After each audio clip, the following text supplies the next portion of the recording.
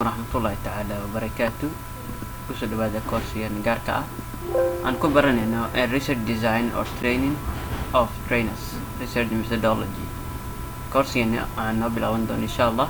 Course-yan kaga hadli doona waxa uu yahay research methodology.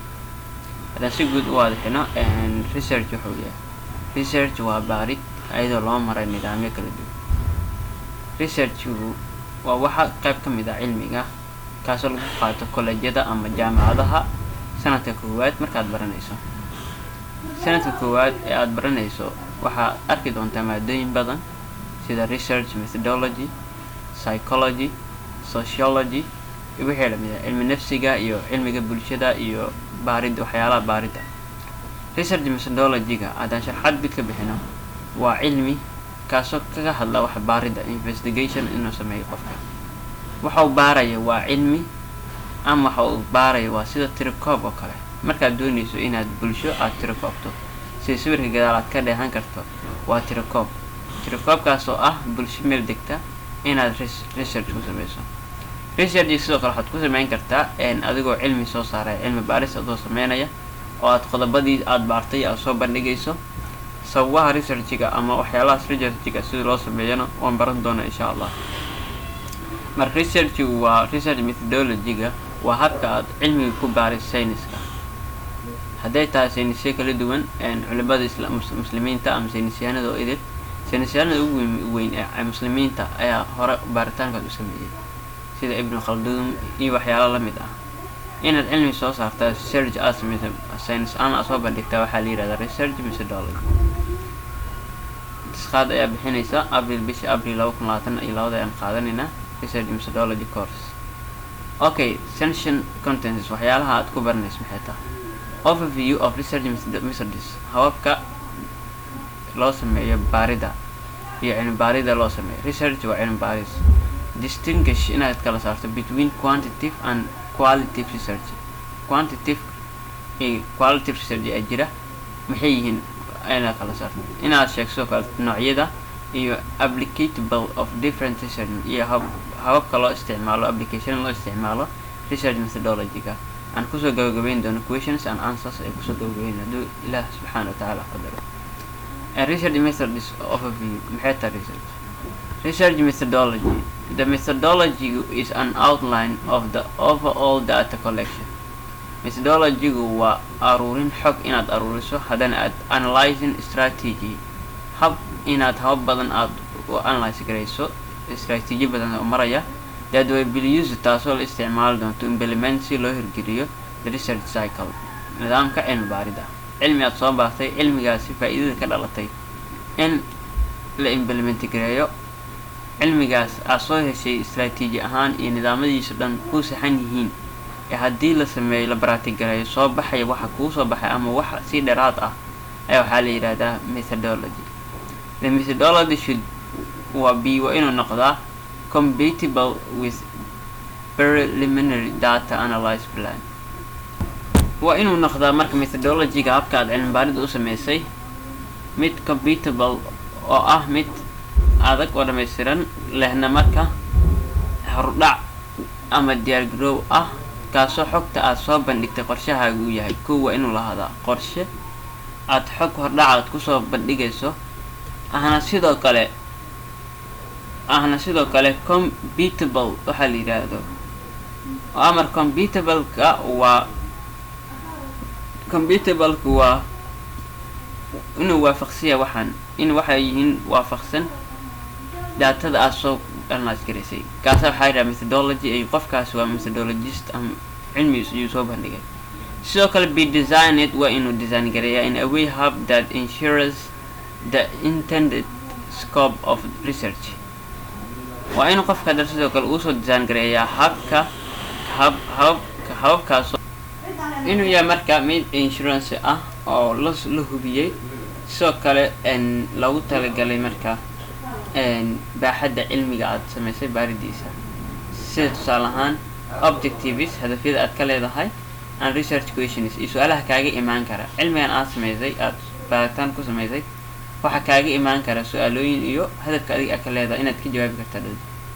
Haddii ardayga tusaale ahaan oo cilmi ahaan u baxsiyo oo u sameeyo inuu soo ogaado deegaan daday deegaan ama practical uu sameeyay practicals markuu la yimaado marka research-gan sameeyo uu dhaho sida ardada dhameynaysa jaamacadaha ama college-yada arday college-ka dhameynaya sanadkii ugu dambeeyay waxa laga rabaa waxay tahay inuu sameeyo research si awgeed research-ga ama ardada PhD-ka ama master-ka ama bachelor-ka ah ama postgraduate ah waxa laga doonayaa inuu soo bandhigo research markuu yimaado ayaa waxa ka imaan kara inuu horto design-kii ama nidaamkii uu hordhigay soo hordhigo macalinka ama jaamacadda professorada joogaan ayadoo ku sheegaya hadafku ka leeyahay sidoo kale la ogaan kara su'aalaha ka dhalan kara ee ka imaan kara can be feasible achieved ayaa lagu guuleysan karaa to required quality tayada loo baahan yahay given at the time waqtiga la siiyay resources ilaha and access available iyo meelaha laga heli karo alaas daliilo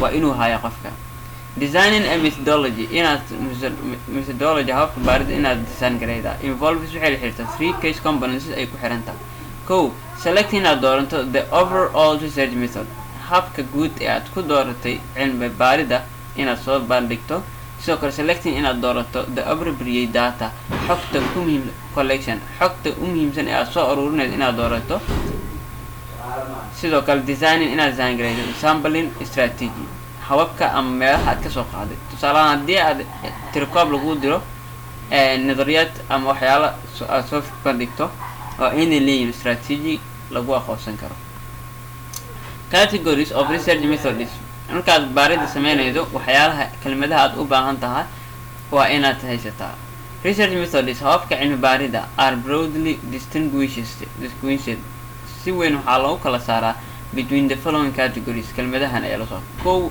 research-ga aad sameysay quantitative ma yahay sidoo kale qualitative ma yahay mixed methods ma yahay large sample ma leeyahay iyo smaller sample semi ma leeyahay okay quantitative muxuu yahay marka quantitative-ku waa xaddiga tirkoob ee aad sameeyay xaddigooda waa inaad haysato tusaale ahaan haddii aan tacriifin maxay tahay waa measure inaad cabirto prevalence of issues arrimaha khuseeya methodka aad sameysay verifying adigoo qancinaya hypothesis adigoo sameynaya qiyaas and establish as casual resource relations waxyaalo khasaare ama faa'iido wixii kaaga imaan kara adigoo diyaarinaya between variables ayagoo ku kala duwan yihiin waxyaalaha u dhexeeya kaasa waxaa la yidhaahdaa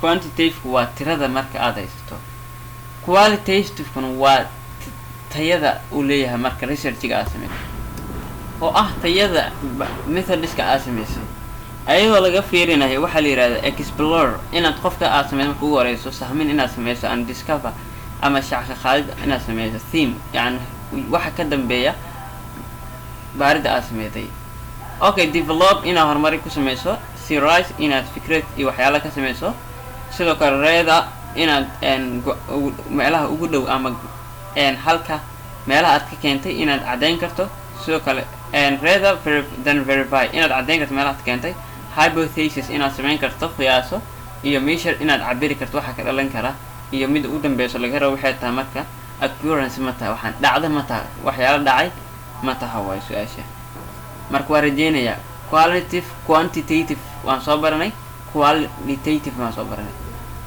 waa labadaas hab waa waxa ugu muhiimsan ee qofka laga rabo quantitative in qofka xaddigiisa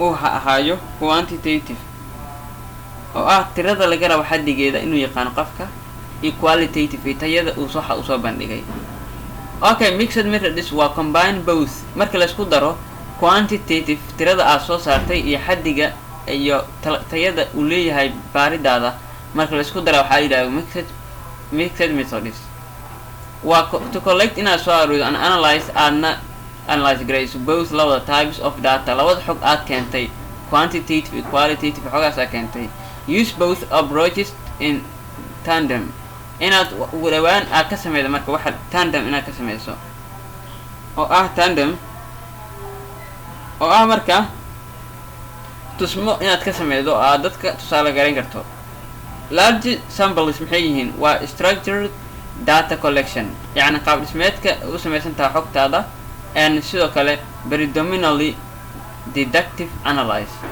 sidoo kale inay tahay markaad mixedka aad sameeyo wax dhan waxa laga rabo waxay tahay marka inaad sameeyo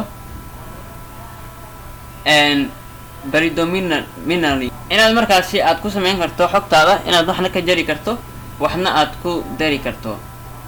mid ugu dambeeyso ah smaller sample oo ah semi structure kii hore waxa structure qaab dhismeed kani waa wax structure ka qayb ka mid ah sheegto. waa data collection xogtaas soo aruuriday inductive analysis adigoo ka sameynaya waxna ku dir waxna ka jaray. marka waa intaas qof kale categorieskeeda research methods ka loo sameeyo. okay, detective quantitative vs inductive quantitative analysis approach. marka cashir kale ayuu noqon doonaa. wassalaamu calaykum waraxmatullaahi wabarakaatuh.